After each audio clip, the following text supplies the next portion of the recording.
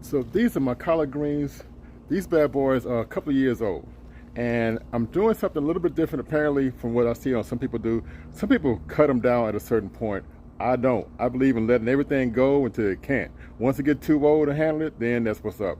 But I don't cut it if it's still producing something that's still editable. And I'm going to show you a little bit more about how this thing does it. It's a trip. It's pretty cool though. Okay, so when you're growing your collard greens, normally what you would have is you would have your one stalk and it would grow up. It would grow up through here, and then you have all of this stuff going at the top. And then sometimes at a certain point, I'm not a scientist, not quite sure what it's doing or why it's doing, it'll just start producing these offshoots, right?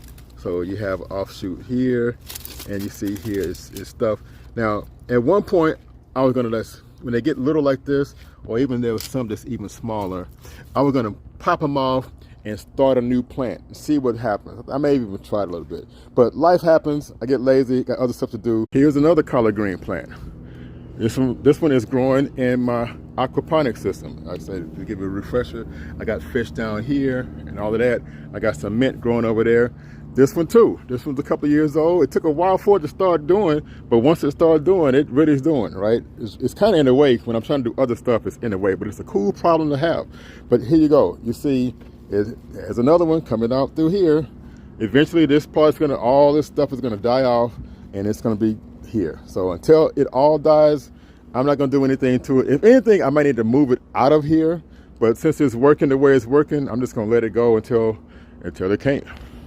This kale plant is doing the same thing. I got the kale going here, and you have this offshoot growing off from the side. I'm just gonna let it do what it do. I had to give it some support because it really can't hold itself up, but I'm gonna let it do what it do until it can't. Then once it's done, it's done. I'll get me another one. Hopefully it go to seed or whatever and start over from there. But as long as the plant is producing something, I'm gonna leave it alone until it's done. And then I'll do whatever else. But as long as I'm getting something out of it, I'll let it go. Here's part of that original plant here, right? You can see how this is all died out through here. Some of this is dying off because it's part of this, and it's kind of dying as it grows through. As you get closer to the ground, it gets stronger again. Now that decay might eventually come through and knock off the whole plant. At that point, I say game's over. It's done what it can do. But until that day happen, I'm gonna let it just roll, just keep taking care of it as best as I can.